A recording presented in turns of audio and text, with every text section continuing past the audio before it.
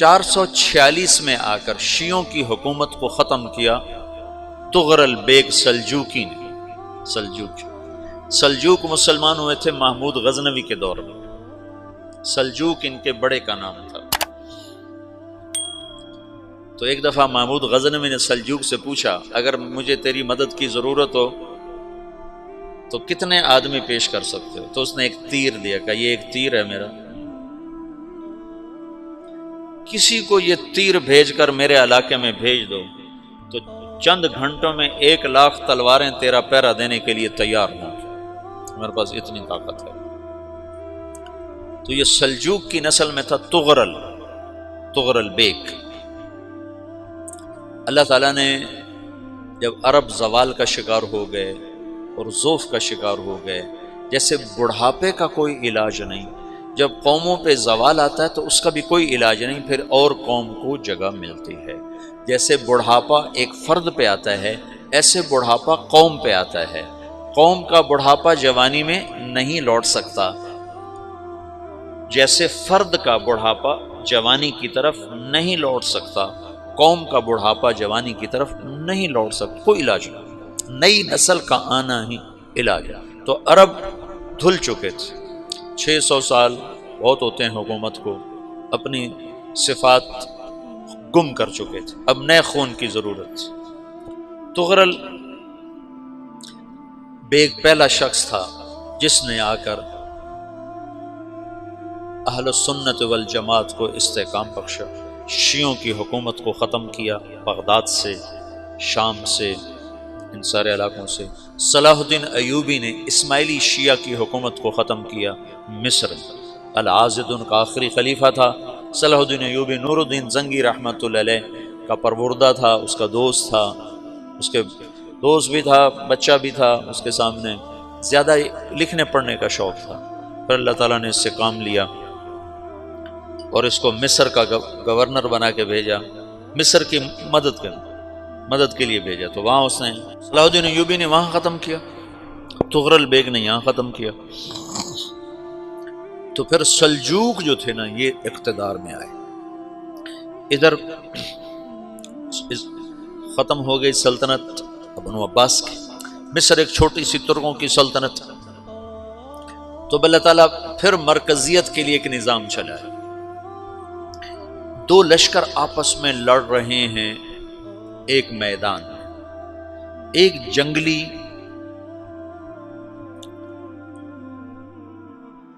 بدوؤں کا قافلہ، جنگل کے لوگ اپنے قبیلے کو لے کر، ایک جنگلی قبیلہ اپنے سردار کے ساتھ نقل مکانی کر رہا ہے ایک جگہ سے دوسری جگہ۔ اللہ کا نظام کہ یہ لوگ چلتے چلتے چلتے اس وادی میں پہنچ گئے جہاں جنگ ہو رہی ہے، دو لشکر آپس میں لڑ رہے ہیں۔ جب یہ وہاں پہنچتے ہیں تو ایک لشکر کے قدم اکھڑ رہے ہیں اور دوسرا غالب آ رہا ہے۔ ان کو نہیں پتا شکست کھانے والے کون ہیں اور فتح پانے والے کون ہیں، ان کو نہیں پتا۔ اس جنگلی قبیلے کے سردار کا نام بھی تغرل ہے، تغرل۔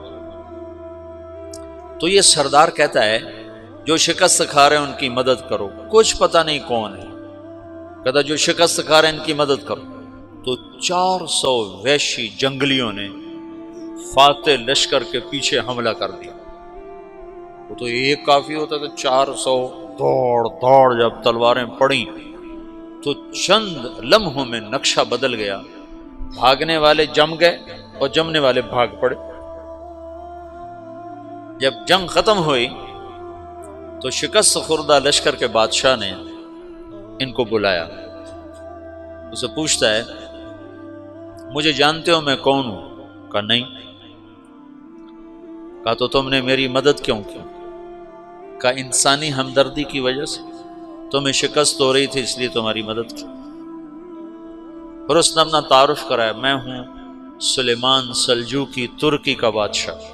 مسلمانوں کا لشکر تھا اور تاتاریوں سے شکست کھا رہا تھا، تاتاری فتح پا رہے تھے، مسلمان شکست کھا رہے تھے۔ تو وہ اللہ کی غیبی مدد بن کر آئے، تو وہ اس سے کہتا ہے میرے ساتھ رہنا پسند کرو گے؟ تم نے میرے اوپر احسان کیا ہے، میں اس کا بدلہ دینا چاہتا ہوں، میرے ساتھ رہنا پسند کرو گے؟ کہنے کا کر لوں گا۔ تو اس نے اس کو لے کر ترکی آیا، اور استنبول اس وقت روم کی حکومت میں تھا، اس سے فتح کیا اس تغرل کے آگے چوتھے پانچویں پڑپوتے محمد فاتح نے۔ تو یہ استنبول ہے، یہ ترکی ہے، بیچ میں ایک چھوٹا سمندر ہے، یہاں ایک جاگیر ہے۔ تو سلطان سلیمان کہتا ہے یہ جاگیر تجھے وقف ہے، ادھر سے رومی مجھے تنگ کرتے ہیں حملے کر کر کے، تو میرا دفاع کرتے رہنا، یہ جاگیر تیری۔